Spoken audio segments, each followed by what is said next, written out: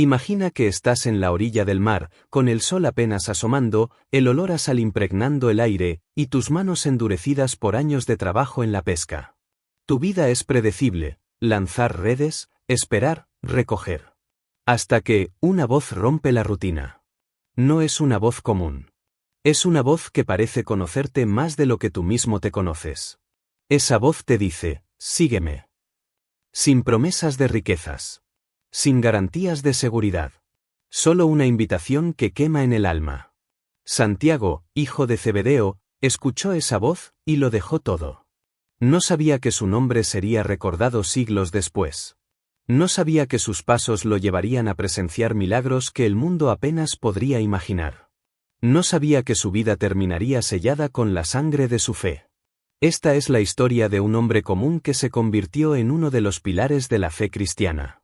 Una historia de llamado, de transformación y de entrega total. Una historia que podría cambiar la forma en que ves tu propia vida. Porque tal vez, mientras escuchas esta historia, esa misma voz te esté llamando a ti. El llamado que cambió su historia para siempre.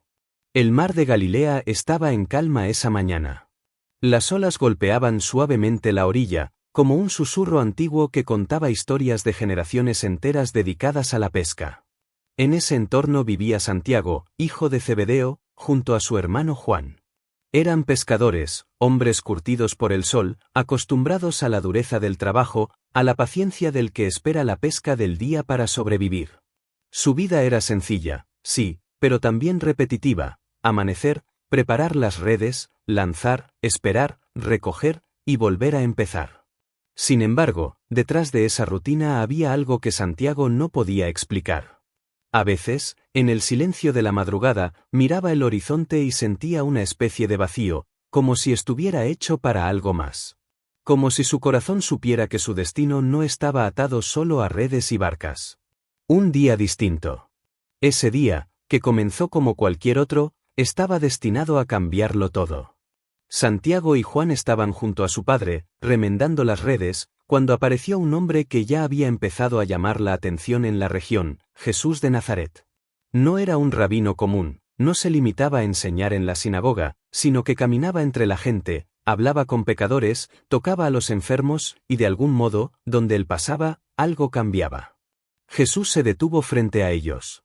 Su mirada no era la de un extraño, era como si hubiera conocido cada pensamiento, cada miedo, cada anhelo de Santiago.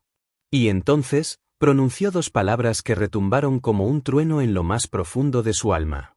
Sígueme. No hubo discursos largos. No hubo promesas materiales. Solo esa invitación. Y lo sorprendente fue que Santiago no dudó. La Biblia lo resume de forma casi desconcertante: ellos, dejando luego la barca y a su padre, le siguieron, Mateo 4:22. Pero, ¿por qué? ¿Qué puede llevar a un hombre a dejar todo de un momento a otro? La respuesta está en el misterio del llamado de Dios. Cuando Él habla, su voz no se dirige solo a tus oídos, sino a tu espíritu. El primer paso hacia lo desconocido. Dejar la barca fue más que abandonar una herramienta de trabajo, fue soltar la seguridad, el control y el plan que tenía para su vida. En ese momento, Santiago no sabía que su camino lo llevaría a ver a una niña resucitar, a miles ser alimentados con unos pocos panes, a demonios huir con solo una palabra, y que algún día sería testigo de la gloria del Hijo de Dios en el monte de la Transfiguración. Pero el primer milagro en su historia no fue presenciar un prodigio, sino atreverse a decir sí sin entenderlo todo. Los primeros días con el Maestro. Seguir a Jesús no era un paseo. Requería renunciar a comodidades, dormir al aire libre, depender de la hospitalidad de extraños, caminar largas distancias. Pero Santiago no se quejaba. Algo en la presencia de Jesús lo llenaba más que cualquier abundancia de peces. Y es que estar cerca de él era un entrenamiento silencioso. Jesús no solo enseñaba con palabras, cada acción, cada gesto, cada mirada tenía un significado profundo. Santiago aprendió que el reino de Dios no se medía por poder político ni riqueza, sino por amor, servicio y entrega. En esas primeras jornadas, vio milagros que desafiaban toda lógica: leprosos limpiados, ciegos viendo la luz, cojos caminando. Pero lo que más lo impactaba no era la demostración de poder, sino el amor con el que Jesús lo hacía. El círculo íntimo. Entre los 12 discípulos, Jesús formó un círculo más cercano: Pedro, Juan y Santiago. Ellos fueron testigos de momentos únicos. El primero fue cuando Jesús sanó a la hija de Jairo. Todos lloraban, convencidos de que la niña había muerto. Jesús, acompañado solo por esos tres, entró en la habitación, tomó la mano de la niña y dijo: Talita cumi, que significa: niña, a ti te digo, levántate. Ante sus ojos, la niña se incorporó como si hubiera despertado de un sueño profundo. Santiago sintió un estremecimiento. No solo había visto un milagro, había sido invitado a ser testigo de la victoria de Jesús sobre la muerte misma. La voz en el monte. Otro momento inolvidable fue la transfiguración. Jesús los llevó a un monte alto, lejos de la multitud. Allí, su rostro resplandeció como el sol y su ropa se volvió blanca como la luz. Moisés y Elías aparecieron hablando con él. Luego, una nube luminosa los cubrió y una voz del cielo dijo: Este es mi Hijo amado, en quien tengo complacencia, a él oíd. Santiago cayó rostro en tierra, abrumado por la gloria divina. Era la confirmación de que no había dejado su barca por un profeta cualquiera, sino por el mismo Hijo de Dios. El aprendizaje del servicio. A pesar de estas experiencias, Santiago no estaba libre de errores. Junto con su hermano Juan, en una ocasión pidieron a Jesús sentarse a su derecha e izquierda en su reino. Querían puestos de honor. Jesús, con paciencia, les enseñó que en su reino, la grandeza no se medía por poder, sino por servicio. El que quiera hacerse grande entre vosotros será vuestro servidor. Mateo 8 y 26. Ese fue un golpe a su orgullo, pero también una lección que lo prepararía para el final de su vida. El principio de una misión. La primera etapa del camino de Santiago fue una mezcla de asombro, desafío y transformación. Dejó la red por una misión que todavía no comprendía del todo, pero que día a día se revelaba más grande que cualquier sueño que hubiera tenido. Esta es la primera gran enseñanza: cuando Dios te llama, rara vez te da el mapa completo. Te pide dar el primer paso en fe, y en el camino va revelando el propósito. Y aunque Santiago aún no lo sabía, cada paso que daba lo acercaba al momento en que daría el máximo testimonio de su fe. Caminando con el Maestro, entre milagros, enseñanzas y revelaciones. 1. El camino de la transformación. Tras el llamado inicial, la vida de Santiago cambió de forma irreversible. Pasó de las redes y la pesca a caminar junto al hombre más extraordinario que había pisado la tierra.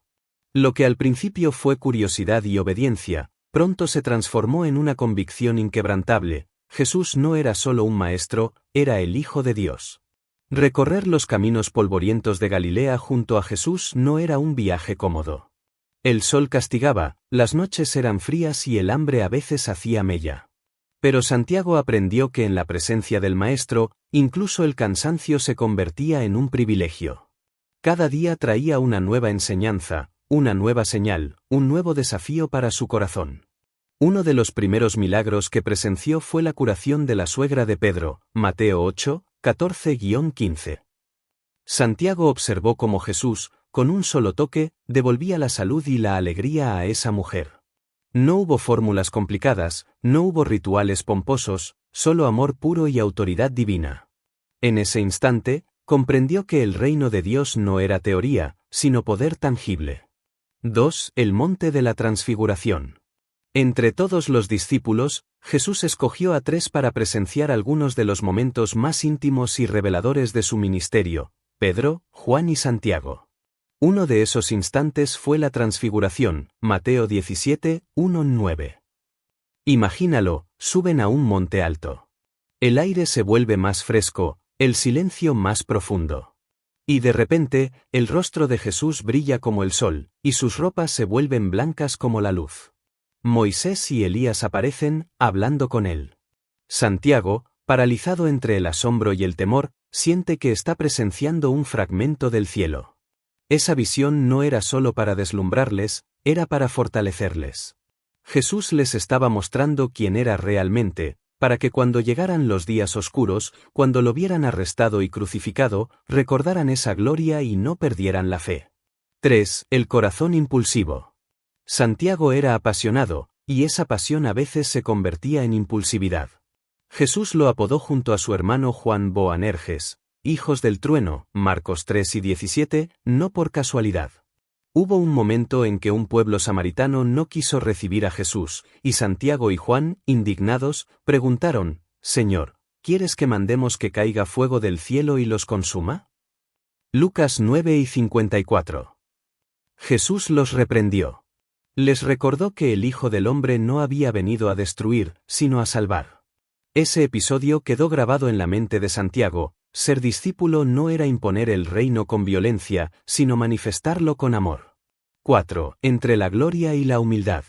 En otra ocasión, movidos quizá por el deseo de un lugar privilegiado, Santiago y Juan pidieron sentarse uno a la derecha y otro a la izquierda de Jesús en su gloria, Marcos 10, 35-45. Jesús les habló de la copa que tendrían que beber, de un bautismo de sufrimiento que les esperaba. No entendieron del todo en ese momento, pero esas palabras serían una profecía de lo que vendría. Jesús les enseñó que la verdadera grandeza en el reino no se mide por poder o prestigio, sino por servicio.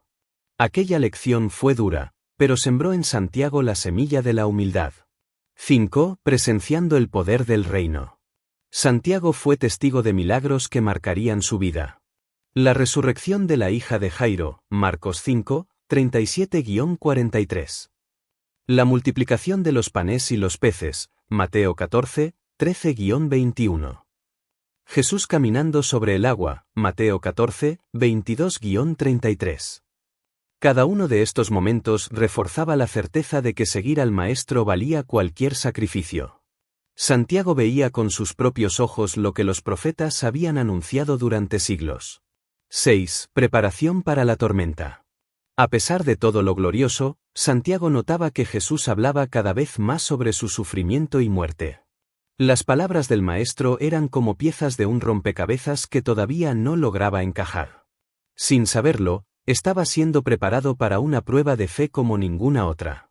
El precio de la fe, sufrimiento, misión y gloria eterna. 1. La noche más oscura. La Pascua estaba cerca y Jerusalén estaba más llena que nunca. El ambiente era tenso, rumores, miradas sospechosas, líderes religiosos buscando ocasión para atrapar a Jesús. Santiago caminaba junto al Maestro con el corazón inquieto, presentía que algo grande, y quizá terrible, estaba a punto de suceder. En el Getsemaní, Jesús llevó consigo a Pedro, Juan y Santiago para orar en un lugar apartado. Nunca lo había visto así, angustiado hasta el extremo, sudando como gotas de sangre. Santiago quiso permanecer despierto, pero el cansancio lo venció. Cuando despertó, ya era tarde, una multitud armada, guiada por Judas, se acercaba. El beso de la traición selló el destino del Maestro. Entre gritos y antorchas, Jesús fue arrestado. Santiago sintió un impulso de luchar, de defenderlo, pero recordaba las palabras del Maestro sobre no responder con violencia. En medio del caos, él y los demás discípulos huyeron, dejando a Jesús en manos de sus enemigos. Fue el momento más amargo de su vida. 2. El Calvario y el silencio. Los siguientes días fueron una pesadilla. Santiago se mantuvo oculto, temiendo ser arrestado. Desde lejos supo de los juicios injustos, las burlas, los golpes, la corona de espinas, y finalmente, la crucifixión. No estuvo al pie de la cruz como Juan, no tuvo el valor. Y esa ausencia le pesaría durante el resto de sus días. Imaginaba los clavos, escuchaba en su mente los gritos de dolor, y sentía que había fallado a su Maestro en el momento más importante. El silencio del sepulcro fue insoportable. Durante 3 días, la esperanza parecía muerta, junto con Jesús. Santiago se preguntaba si todo lo que habían vivido había sido un sueño roto. 3. La mañana de la resurrección. Entonces, ocurrió lo impensable. Las mujeres llegaron con la noticia de que el sepulcro estaba vacío. Pedro y Juan corrieron. Santiago, incrédulo, caminó más lento. Pero cuando Jesús se apareció a los discípulos, su mundo entero volvió a llenarse de luz. La voz del Maestro, sus manos traspasadas, su mirada llena de amor. Santiago comprendió que ni la cruz ni la tumba podían detenerlo. La resurrección no era una historia para el futuro, estaba delante de sus ojos. Y con ella, su fe quedó sellada para siempre. 4. El llamado a la misión. 40 días después, en el Monte de los Olivos, Jesús les dio la gran comisión: id por todo el mundo y predicad el Evangelio. Luego, ascendió al cielo. Santiago, junto a los demás, recibió el poder del Espíritu Santo en Pentecostés. Aquel día, miles creyeron. Y la vida del apóstol se convirtió en una carrera incansable por anunciar que Cristo había vencido a la muerte. Predicó con fervor en Jerusalén y Judea. Su voz resonaba en plazas y sinagogas, y su testimonio arrastraba a muchos a la fe. Era valiente, directo, apasionado, pero también tierno con los que sufrían. Había aprendido que el reino se edifica con verdad y amor. 5. Camino a España, tradición. La tradición sostiene que Santiago llevó el Evangelio hasta los confines de Occidente, predicando en Hispania. Aunque los detalles históricos son debatidos, lo que es seguro es que su celo misionero no conocía fronteras. En esos viajes, enfrentó rechazo, persecución y soledad, pero también vio conversiones que le llenaban de gozo. Santiago sabía que su tiempo era prestado, y que cada día debía gastarlo para Cristo. 6. El último testimonio. Años después, regresó a Jerusalén. La oposición contra los cristianos había crecido. Herodes Agripa, buscando congraciarse con los líderes judíos, arrestó a Santiago. No hubo juicio justo, su sentencia fue inmediata: muerte por espada. En el camino al suplicio, un guardia, impresionado por la fe del apóstol, confesó que quería seguir a Cristo. Santiago lo abrazó y dijo: «Paz contigo, hermano. Hoy beberás de la misma copa que yo». Ambos fueron ejecutados juntos, sellando su fe con sangre. 7. Gloria eterna. Para el mundo, fue el fin. Para Santiago, fue la entrada a la gloria prometida. Aquel que una vez temió y huyó, ahora enfrentaba la muerte con serenidad, porque sabía en quién había creído. En el cielo, el maestro que lo llamó en la orilla del lago lo recibió con brazos abiertos. El hijo del trueno se había convertido en un siervo fiel hasta el final. La vida de Santiago el Mayor es un espejo donde todos podemos mirarnos. Un hombre común, con debilidades y errores, pero transformado por el encuentro con Cristo. Dejó las redes por una misión eterna, aprendió a cambiar el fuego de la ira por el fuego del amor, y estuvo dispuesto a dar su vida por el Evangelio. Su historia nos recuerda que seguir a Jesús no es un camino de comodidad, sino de entrega total. Pero también que el final no es la cruz ni la tumba, sino la resurrección y la vida eterna. La vida de Santiago el Mayor nos recuerda que seguir a Cristo no es un camino de comodidad, sino de entrega. Él dejó las redes, el hogar y hasta su vida, pero a cambio recibió una corona eterna y una misión que sigue inspirando a millones. Y ahora, la pregunta es para ti: ¿qué estás dispuesto a dejar para seguir al Maestro? Si esta historia tocó tu corazón, te invito a que no sea la última. Suscríbete al canal y acompáñanos en cada nuevo viaje por las páginas más impactantes de la Biblia. Activa la campana, y así, cada vez que una nueva historia llegue, será como si Jesús mismo llamara a la puerta de tu corazón. Porque cada relato que contamos aquí no es solo pasado, es un mensaje vivo para tu presente.